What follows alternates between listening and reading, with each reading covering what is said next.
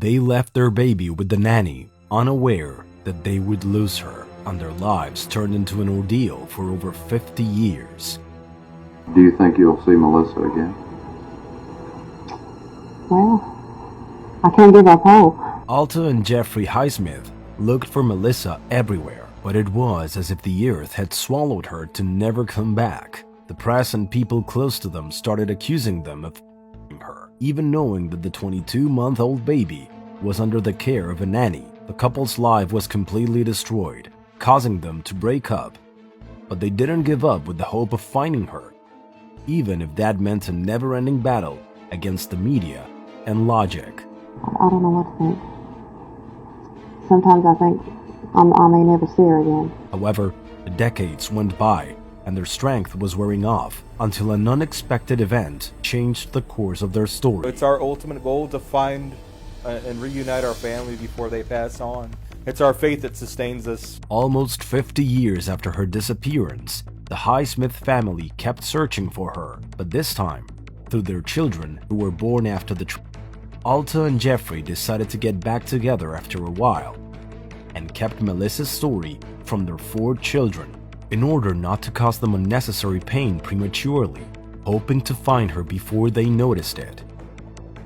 Unfortunately, their search was passed on to them, because the passing of time wore off the hopes they had left, and their children decided that it was time they looked for her as well. Melissa Highsmith was taken from the house in 1971 after a friend from her mother gave her to a nanny. Alta couldn't find anyone to look after her that night, and she looked for a nanny in the local newspaper. A woman named Ruth Johnson was willing to look after Melissa, but she and the Highsmiths never managed to see each other in person. Alta was alone in Fort Worth after having broken up with Jeffrey and was hoping to get a fresh start away from her stormy past, without economic support from Melissa's father. In the morning of August 23, 1971, Alta left Melissa with her friend Carol, but she never told her that she had given up hiring a nanny. So when Ruth arrived to the house looking for the baby, Carol didn't hesitate to give her to her in spite of a worrying detail. The woman was wearing white latex gloves, just like the ones a criminal would wear to hide their fingerprints. The news about her disappearance spread around the city that same evening.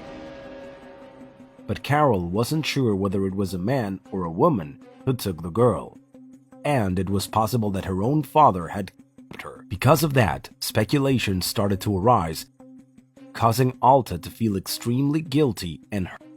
However, the days passed and the focus of the investigation shifted. There was no evidence to prove Jeffrey's guilt, who just like Alta was heartbroken by the news. From then on, their lives turned into a continuous search, but without any key clues except for the brief description of Ruth. Finding Melissa was an impossible task for the time. 50 years later, and with the power of technology in their hands, the younger Highsmiths decided to join a net that searches for missing people, apart from creating a Facebook group with information about Melissa. Motivated by the wish to fulfill their parents' dream before passing, the family received countless messages from women who fit the profile, but none of them turned out to be the one they were looking for. Until at the end of 2022, everything started to come together. A woman from Fort Worth caught their attention on Facebook because she was very similar to Alta at that age, and she, skeptically, agreed to give them her information. The person that raised me, I asked her, is there anything that you need to tell me? And it was confirmed that she knew that I was baby Melissa. So that just made it real. Melanie Walden didn't really understand what her connection to the family was, but it took them 3 weeks of investigation to find out the truth. I didn't know that I was lost, and apparently I was abducted at 20 months old, and they were still searching for me. My whole life was a lie. They told me things like I was Japanese and I'm not, that my father was Japanese and he's not. Apparently my whole life was a lie. So Melanie was as surprised as her siblings, but the anxiety to meet her true family overwhelmed her. And without the DNA results in her hands, she knew she belonged there, in the arms of a mother who didn't have the chance to watch her grow up.